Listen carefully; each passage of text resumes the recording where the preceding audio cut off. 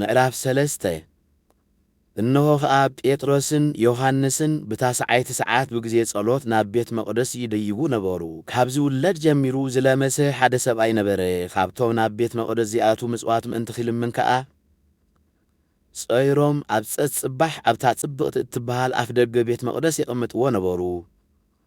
ንሱ ድማ ጴጥሮስን ዮሐንስን ናብ ቤት መቕደስ ኪኣትዉ ከለዉ ምስ ረኣዮም ኬመጽውትውሉ ለመኖም። ጴጥሮስ ናብኡ ኣተኲሩ እናጠመተ ምስ ዮሐንስ ኮይኑ ናባና ጠምት በሎ።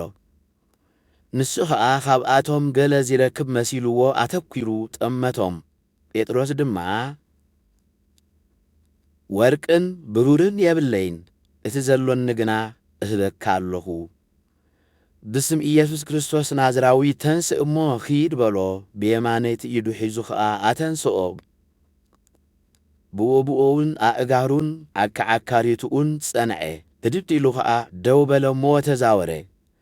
እናተዛወረን እናተሰራሰረን ንኣምላኽ እናመስገነን ድማ ምስኣቶም ናብ ቤት መቕደስ ኣተወ። ኩሎም እቶም ህዝቢ ድማ ኺመላለስን ንኣምላኽ ከመስግንን ከሎ ረኣይዎ። ንሱ እቲ ኣብታ ጽብቕቲ እትበሃል ኣፍ ደገ ቤት መቕደስ ተቐሚጡ ምጽዋት ዚልምን ዝነበረ ምዃኑ ምስ ኣለለይዎ በቲ ኣብኡ ዝኾነ ነገር ተደንቑን ተገረሙን። እቲ ዝሓወየ ሰብኣይ ምስ ጴጥሮስን ዮሐንስን ለጊቡ ኸሎ እቶም ህዝቢ ብምልኦም ብዓብዪ ምግራም ናብኣቶም ናብቲ ገበላ ሰሎሞን ተባሂሉ ዝጽዋዕ ጐየዩ። ጴጥሮስ ነዚ ምስ ረኣየ ነቶም ህዝቢ ኸልንስዕል እናበለ ተዛረቦም። ኣቱም ሰብ እስራኤል ንምንታይ በዚ ትግረሙ? ብገዛእ ኃይልና ወይስ ብጽድቅና ነዚ ኺኸይድ ከም ዝገበርናዮስ ንምንታይ ንኣና ትጥምትለኹም? ኣምላኽ ኣቦታትና ኣምላኽ አብርሃምን ይስሐቅን ያዕቆብን ንወዱ ኢየሱስ ኣኽበሮ። ንስኻትኩም ግና ነቲ ጲላጦስ ይፈታሕ ኢሉ ዝፈረደሉ ኣሕሊፍኩም ሃብኩምዎ። ኣብ ቅድሚ ጲላጦስ ከኣ ኸሓድኩምዎ። እወ ንስኻትኩም ነቲ ቅዱስን ጻድቕን ክሒድኩምሲ ነቲ ሰብ ዝቐተለ ሰብኣይ ኪፈትሓልኩም ለመንኩም። ነቲ ወሃቢ ሕይወት ቀተልኩምዎ። ንእኡ ኣምላኽ ካብ ምውታት ኣተንስኦ። ንሕና ኸኣ ነዚ ምስክሩ ኢና። ስሙ ማለት ብስሙ ምእማን ነዚ እትርእይዎን እትፈልጥዎን ሰብኣይ ኣጽንዖ።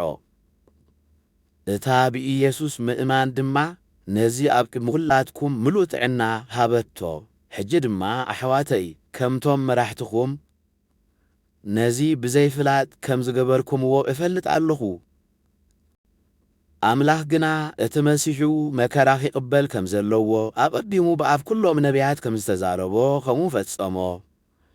እምበኣር ሓጢኣትኩም ምእንቲ ኺድምሰሰልኩም ካብ ገጽ እግዚኣብሔር ከኣ ዘመን ምሕዳስ ምእንቲ ኺመጸልኩም ነቲ ቅድም ንዓኻትኩም ዝተሓርየ መሲሕ ንሱ ኸኣ ኢየሱስ ምእንቲ ኽሰደልኩምሲ ተነስሑን ተመለሱን ከምቲ ኣምላኽ ካብ ጥንቲ ብኣብ ቅዱሳን ነቢያቱ ዝተዛረቦ ኩሉ ነገር ዝሕደሰሉ ዘመን ክሳዕ ዚመጽእ ሰማይ ንኢየሱስ ኪቕበሎ ይግባእ እዩ።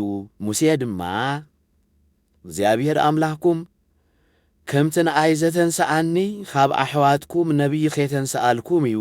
ንሱ ዚብለኩም ዘበለ ኹሉ ስምዑ።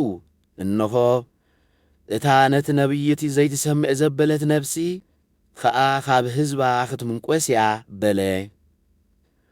ኩላቶም ነቢያት ድማ ካብ ሳሙኤል ሒዞም ክሳዕ እቶም ድሕሪኦም ዝተዛረቡ ነዘን መዓልትታት እዚኣተን እዮም ዘበሰሩ። ኣምላኽ ንኣብርሃም ኩሎም ኣሕዛብ ምድሪ ብዘርእኻ ኺባረኹ እዮም ኢሉ ምስ ኣቦታትና ኪዳን ኣትዩ ነበረ። ንስኻትኩም ከኣ ወረስቲ ነቢያትን ወረስቲ እዚ ኪዳን እዝን ኢኹም። ኣምላኽ ንነፍሲ ወከፍኩም ካብ ክፍኣቱ እናመለሰ ምእንቲ ኺባርኸኩምሲ ንወዱ ኣተንሲኡ ቅድሚ ኹሉ ናባኻትኩም ለዓኾ።